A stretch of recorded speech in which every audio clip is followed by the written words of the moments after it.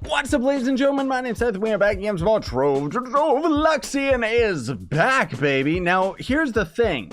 Before we get started, the devs actually ended up saying that Luxion was going to be around for like a solid week, despite the fact that in-game it still says he's only around for 72 hours. My ears have also been slightly telling me, that is to say some people in the community and in my Discord have actually been saying that apparently their plan is Luxion is supposed to be showing up every weekend now, which I highly doubt that. I still think he's going to be showing up every 2 times a month, because now he's actually got pretty much just nothing new to any players. Even console players aren't really going to see anything except maybe the Gabby Gobbler, but we'll talk about all of these items in a minute. But you can scroll down and see that they lazily, like, I really don't like this.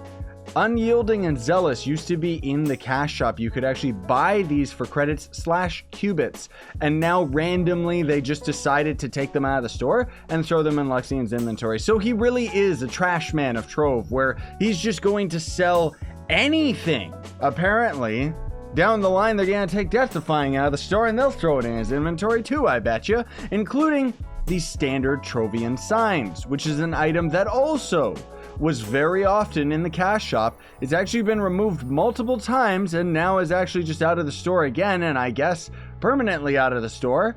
You're gonna have to get this though if you want to do anything with props, because you're gonna get like the Trove sign, the comments sign, the construction sign, which I actually don't have one crafted right now, and a danger sign, as well as an arrow sign, and you can actually type out on those signs little messages and stuff like that. So you're gonna definitely want to get these. Unyielding is definitely a required emblem. You're gonna have to get that, because Unyielding is used for a lot of Shadow Tower builds. So getting it for 65 dragon coins is actually not that bad. That's pretty cheap. But Unyielding is going to grant you brief invulnerability anytime you get hit with, well, let's just say if you're using Death Defying. And generally speaking, we use this in a lot of the endgame builds, right? Then the Zealous emblem, not really that useful. Restores all spent energy. Maybe you'll use it at the beginning of the game, but it's not very good. And look at this.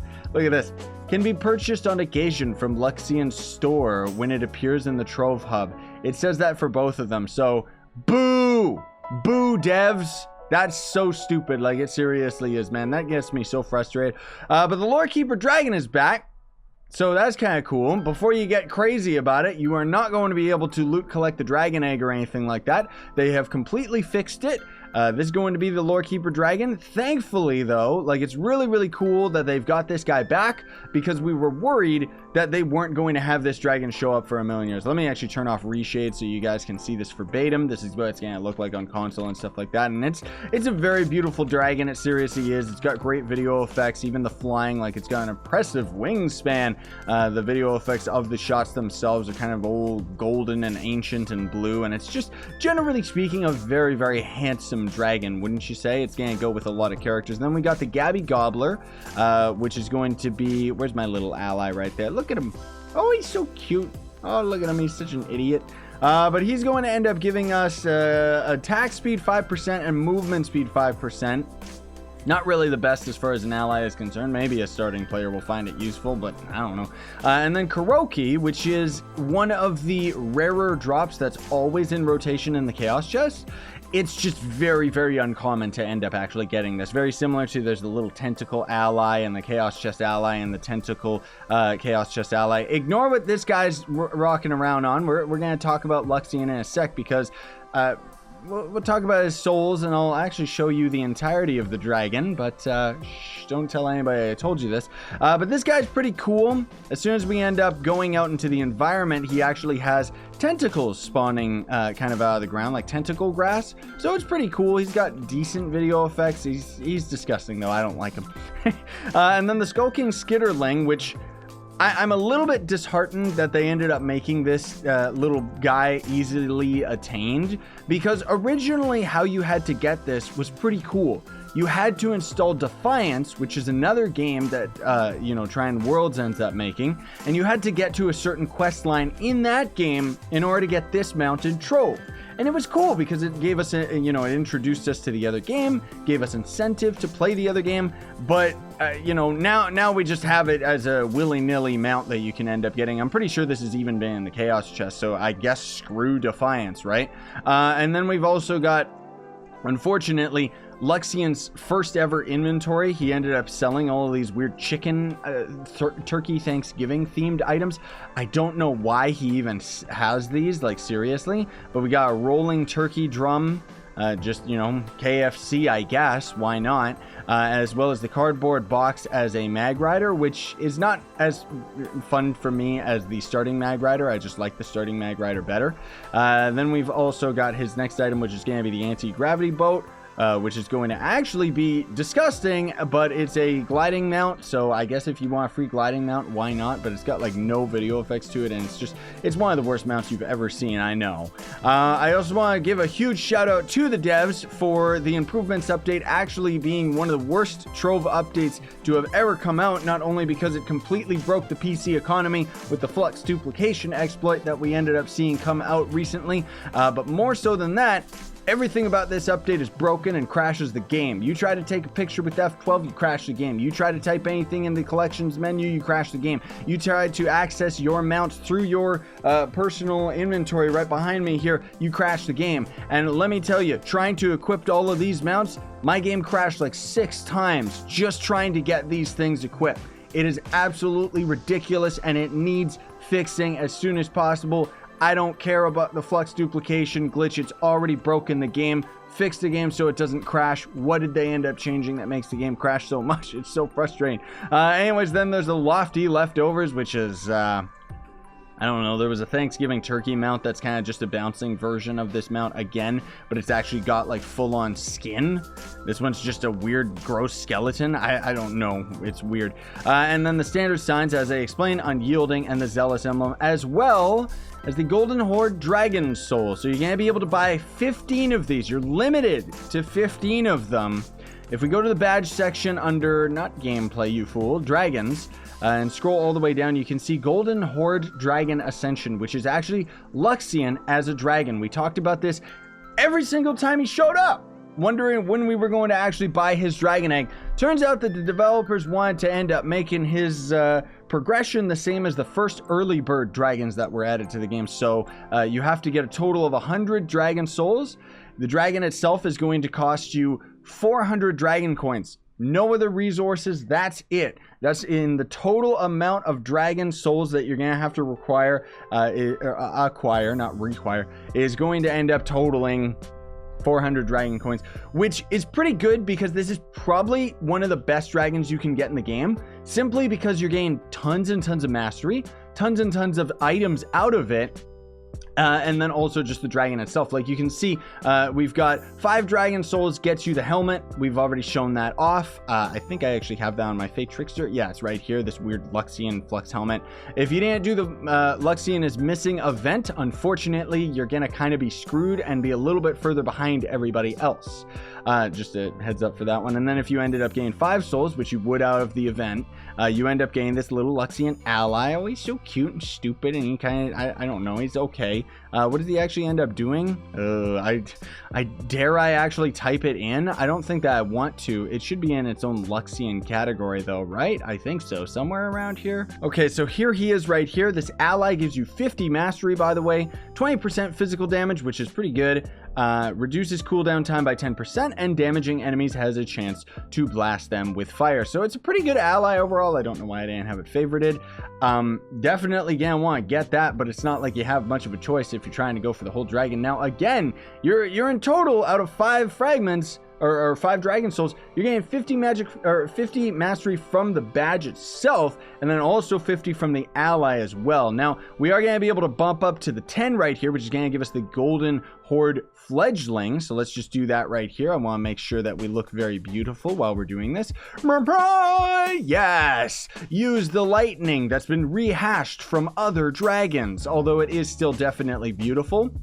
So there we go. We've actually got this new dragon. You're gonna have to claim it, which is kind of gross. It actually bumped up my mastery, which is pretty cool, because we ended up getting the badge here, which the badge itself ended up giving us 50 mastery, and then the mount itself gave us another 50 mastery. And here he is right here. You can see everybody rocking him. I wish he didn't have the dumb little stubby wings. Like, seriously, I think this is actually a very cool, pristine looking salamander. If he didn't have those stupid stubby wings, it would be great. This is why, by the way, ladies and gents, we always refer to these older dragons as the cookie cutter dragons, because the older dragons used to actually evolve like this, where you would end up eating souls and then end up gaining like higher tiers of the dragon, being cooler looking and having different functionality. So this one's just a standard mount, right? Anyways, let's keep on going. Let's use the rest of these beautiful souls, which I don't think we're gonna get anything out of it. No, not even at the end.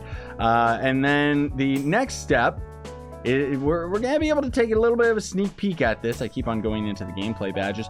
But the next one, when he visits, is going to give us the arsenal, which is going to end up being like a bunch of weapons and stuff like that. I don't know why this only gives us 6 mastery of all things, including the mastery you're going to end up getting from the styles themselves. It's going to be a different weapon style for each of the different weapons themselves, right? So we actually finally get brass knuckles, right? Like, we're going to actually get our hands on a new fist style. Since the Vanguard came out, there's been no new fist styles. It's disgusting.